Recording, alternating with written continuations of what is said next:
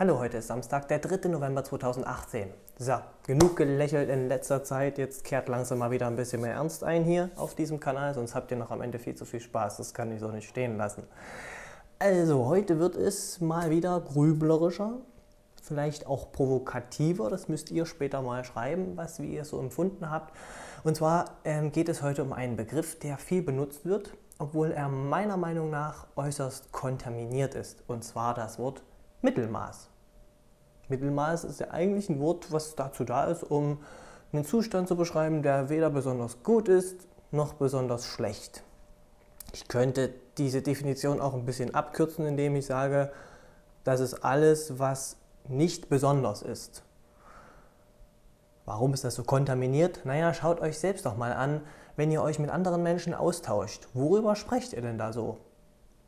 Erzählt ihr 100-mal dasselbe, wenn ihr in den letzten 100 Tagen immer dasselbe getan oder erlebt habt?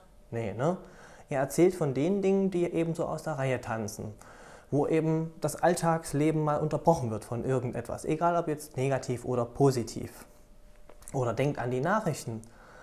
Wie sehen denn die Nachrichten so aus? Lesen die Sprecher jeden Tag eine Stunde lang vor, wo auf der Welt gerade nichts passiert ist, wo es gerade ruhig ist, wo gerade kein Krieg stattfindet? Oder gibt es eine Sondersendung über jedes Flugzeug, das völlig ereignislos gestartet und irgendwo wieder gelandet ist?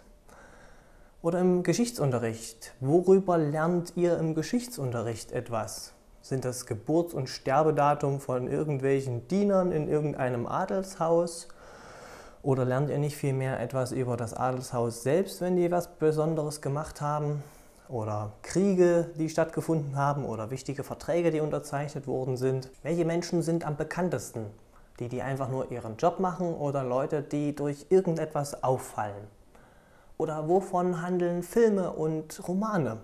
Vom emsigen Karl Arsch im Dienst oder von Menschen, die irgendetwas Besonderes erleben, von Schicksalen und Geschichten oder Persönlichkeiten? Ich denke mal, ihr habt verstanden, worauf ich hinaus will.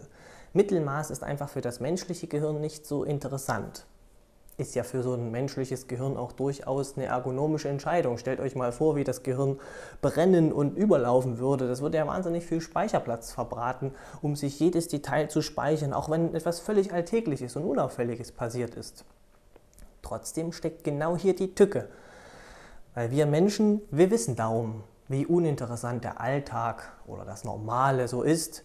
Und mit schöner Regelmäßigkeit schlägt sich das auch in unserem Sprachgebrauch nieder. Wenn eine Musikplatte beispielsweise mit dem Urteil mittelmäßig beurteilt wird, dann ist das das schlechteste Urteil von allen. Es bedeutet nämlich so viel wie, dass dieses Album dem Vergessen und der Bedeutungslosigkeit preisgegeben wird. Wenn das Album wenigstens meilensteinmäßig scheiße wäre, dann würde es wenigstens durch seine Scheißigkeit noch ein gewisses Maß an Aufmerksamkeit erregen. Schlechte Publicity ist am Ende auch nur Publicity. Es gibt Musikinterpreten, die setzen auf diesen Effekt. Es gibt sogar Politiker, die setzen auf diesen Effekt. Aber davon will ich gar nicht erst anfangen. Mittelmaß ist also die Höchststrafe.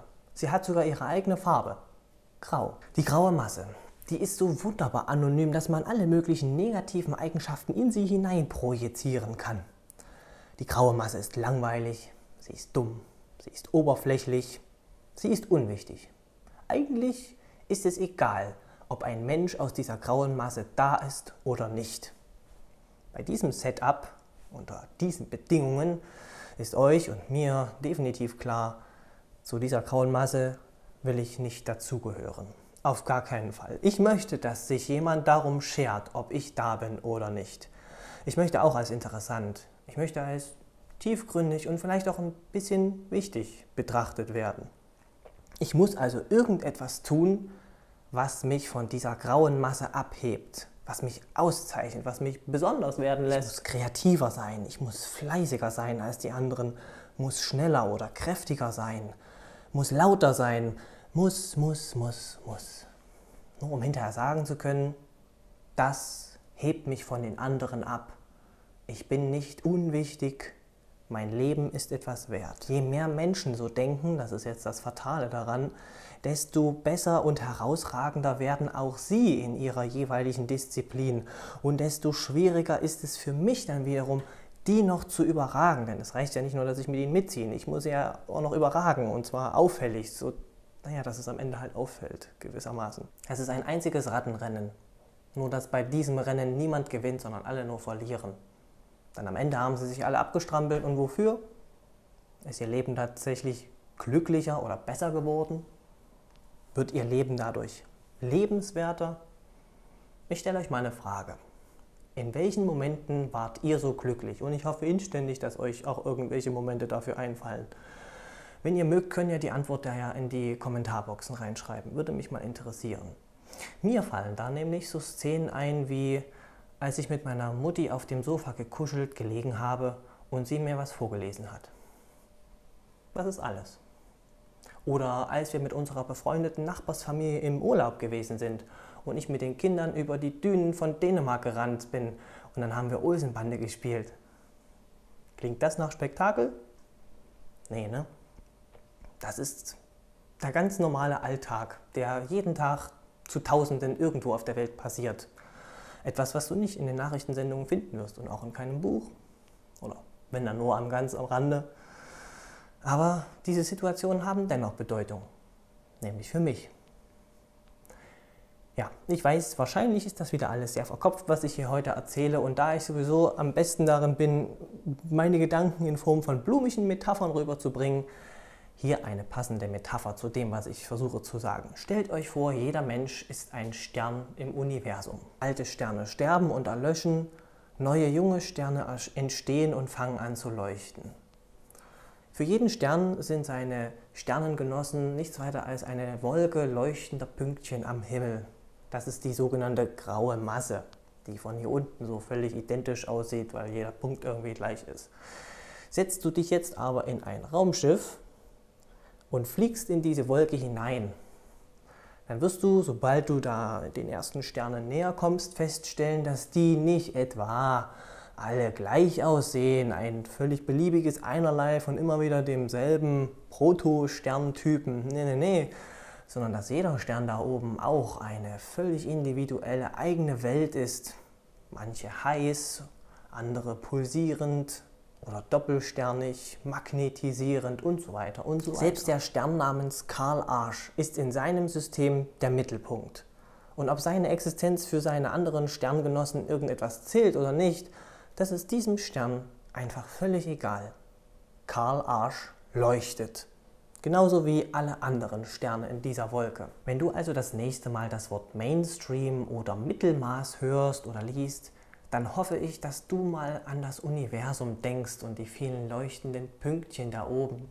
Diese graue Masse, die sich bei näherer Betrachtung als nicht annähernd so grau und eintönig herausgestellt hat, als es anfangs den Anschein erweckt hat. Und ich hoffe, du denkst auch an den Stern namens Karl Arsch, der irgendwo da oben ist und trotzig vor sich hin leuchtet, obwohl er nicht in einer Nachrichtensendung erwähnt wird oder er Gegenstand irgendeines Buches oder eines Filmes ist. Karl Arsch muss nicht in aller Munde sein, um glücklich zu werden. Er lebt für sich selbst und nicht für andere. Ich hoffe, das war jetzt nicht zu verschwurbelt und zu umständlich. Ich hoffe also, ihr könnt etwas damit anfangen. Das Video ging also heute wieder mal so in Richtung Selbstfindung und Selbstverwichtigung. Das ist ein Wort, was ich neulich aufgeschnappt habe und ich finde dieses Wort sensationell. Leidet ihr auch unter dem Zwang der Selbstverwichtigung? Wenn ja, dann hat dieses Video euch vielleicht hoffentlich einen kleinen Aufwind gegeben und ansonsten gegen die akuten Symptome des Selbstverwichtigungszwanges könnt ihr euch auch einen YouTube-Kanal erstellen und anfangen, Videos zu produzieren. Damit viele Grüße von einer der effektivsten Selbstverwichtigungsplattformen des Internets. Ja, ich hoffe, ihr genießt das Wochenende und lebt um Gottes Willen bitte für euch selbst und nicht um andere zu beeindrucken. Mich selbst eingeschlossen. Und wenn ich mich an meine eigenen Ratschläge auch halten würde, dann wäre es sogar noch besser. Okay, dann leuchtende Grüße. Ich habe heute auch 2 Karl Arsch Birnen ganz frisch montiert, meine neuen Softboxen. Ich hoffe, das ist vom Licht her so okay. Schreibt auch gerne mal, wie ihr das so findet. Bis zum nächsten Mal. Habe ich schon leuchtende Grüße gesagt? Wenn nicht, dann sage ich es ein zweites Mal, weil es sind ja auch 2 Karl-Arsch-Sterne, die mich bestrahlen. Also, euer Katerschnurz. Negativen Eigenschaften in sie hineinprojizieren kann. Die Graukanne. Ich kann. Ich kann, du kann. Er, sie, es können.